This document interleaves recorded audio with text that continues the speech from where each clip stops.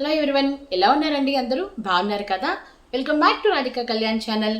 ఇప్పటి వరకు మనం చక్కగా ఈ కార్తీక మాసంలో కార్తీక పురాణంలో 15 అధ్యాయాల్ని ఎంతో చక్కగా చెప్పుకున్నాము. ఈరోజు 16వ అధ్యాయము స్తంభ దీప మహత్యము. కార్తీక పురాణంలో 16వ అధ్యాయము స్తంభ దీప మహత్యము.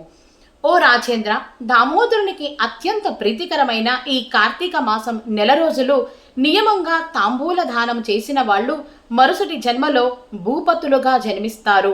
ఈ నెలలో పాడ్యమి లగాయితు రోజు ఒక్కొక్క దీపం చొప్పున విష్ణువు సన్నిధిలో వెలిగించిన వాళ్ళు వైకుంఠానికి చేరుతారు. సంతానము లేనివారు కార్తీక పౌర్ణమి నాడు సంకల్పపూర్వకంగా సూర్యుని ఉద్దేశించి స్నానదానాలు చేయటం వలన సంతానవంతులవుతారు. పౌర్ణమి నాడు విష్ణు సన్నిధిలో స్తూప దీప ప్రజ్వలనం వలన వైకుంఠం సిద్ధిస్తుంది. రాతితో గాని కొయ్యతో గాని స్తంభం చేయించి దానిని విష్ణు ఆలయము ముందు పాతి తరువాత శాలి ధ్యానం, వ్రీహి ధ్యానం, నువ్వులు పోసి దానిపై నేతితో దీపము పెట్టిన వాళ్ళు శ్రీహరికి ప్రియులవుతారు. ఈ స్తూప దీపాన్ని చూసినంత మాత్రము చేతనే సమస్త పాపాలు నశించిపోతాయి. ఈ దీపం పెట్టిన వాళ్ళకి వైకుంఠం సిద్ధిస్తుంది. ఈ స్తూప దీపం మహిమకు ఒక ఉదాహరణ కథ చెబుతాను అంటూ చెప్పసాగినాడు వశిష్ఠ మహర్షి. పూర్వము మాతంగముని ఆశ్రమంలో ఒక విష్ణు ఆలయం ఉండేది. ఎవరో మునీశ్వరులు ఆ ఆలయానికి వచ్చి కార్తీక వ్రతము చేస్తూ ఆ నెల రోజులు శ్రీహరిని షోడోపచారాలతో అర్చిస్తూ ఉండేవారు. ఒక రోజున కార్తీక మాసములో వ్రతములో పాల్గొన్న ఒక మునీశ్వరుడు కార్తీక మాసములో విష్ణు సన్నిధిన స్తంభదీపం పెట్టడం వల్ల వైకుంఠం లభిస్తుందని చెప్పినారు. ఈరోజు కార్తీక పౌర్ణమి గనుక మనము కూడా ఈ విష్ణు ఆలయములో స్తంభ దీపాన్ని వెలిగిద్దాం అంటూ సూచించినాడు. దానికి మిగతా మునులందరూ కూడా సమ్మతించినారు. గుడి ఎదుటనే కొమ్మలు కణువులు లేనటువంటి స్తూపాకారపు చెట్టుని స్తంభముగా నియంత్రించి శాలి వీహ్రి ధ్యానం చేసి నువ్వులు పోసి దానిపైన నేతితో దీపము వెలిగించి విష్ణార్పణం చేసి గుడిలోనికి వెళ్ళి పురాణ కాలక్షేపాన్ని మొదలుపెట్టినారు. అంతలో బయట నుండి పటాపటామంటూ శబ్దాలు వారికి వినిపించినాయి. ఆ శబ్దాలు విని అందరూ వెనుతిరిగి చూసినారు. వాళ్ళు అలా చూస్తుండగానే అంత క్రితం వాళ్ళు ప్రతిష్ఠించిన స్తూపం పటాపటమంటూ శబ్దాలతో నిలువుగా విరిగి పడిపోయింది. అందులో నుంచి ఒక పురుషుడు బయటకు వచ్చినాడు. విస్మయముతో సంభ్రమాశ్చర్యముతో మునీశ్వరుల అందరూ విస్తుపోయినారు. ఎవరు నువ్వు? ఇలా ఈ స్తూపంలో స్థాణువుగా ఎందుకు పడి ఉన్నావు? అసలు నీ కథ ఏమిటో వివరించు అని మునీశ్వరులు అడిగినారు.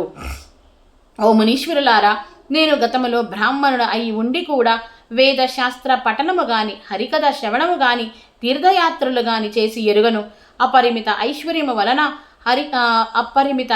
వలన బ్రాహ్మణ ధనాన్ని వదిలి మహారాజులాగా పెత్తనం చలాయిస్తూ దుష్టబుద్ధితో ప్రవర్తించే వాడిని వేద పండితులు, ఆచారవంతులు, పుణ్యాత్ములు, ఉత్తములు అయిన బ్రాహ్మణులను నీచమైన స్థానములో కూర్చుండబెట్టి నేను మాత్రము ఉన్నతమైన స్థానము మీద కూర్చునేవాడిని. ఎవరికి కూడా దాన ధర్మాలు చేసిన వాడిని కాను. దేవ బ్రాహ్మణ ద్రవ్యాలను నా స్వంత ఖర్చులకి వినియోగించినాను.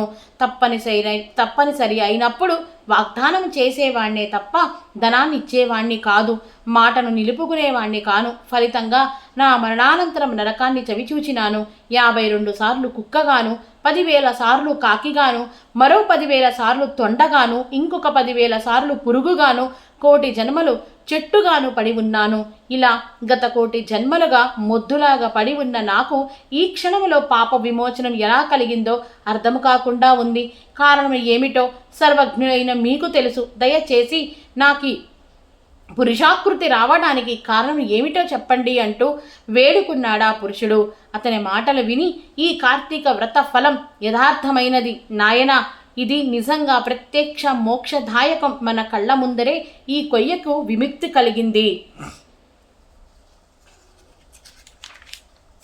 అందుకే కార్తీక పౌర్ణమి నాడు స్తంభదీపం పెట్టడం సర్వత్రా శుభప్రదం. మనందరి చేత పెట్టబడిన దీపం వలన ఇలా ఈ మొద్దుకి ముక్తి లభించింది. మొద్దైనా మానైనా సరే కార్తీకములో దైవ సన్నిధిలో దీపాన్ని పెట్టడం వలన దామోదరుని కృపతో మోక్షం పొందడం తథ్యమని చెప్పినాడు ఆ మునీశ్వరుడు. వారి మాటలు విని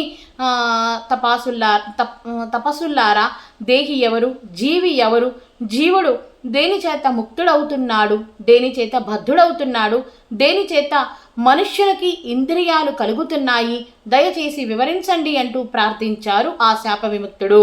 అతని ప్రార్థనని మన్నించి జ్ఞానబోధ చెయ్యుటకు అంగీకరించినాడు అంగీరస మహర్షి. 16వ రోజు పారాయణము సమాప్తము. ఓం నమః శివాయ. ఓం నారాయణాయ. ఓం గోవిందాయ నమః.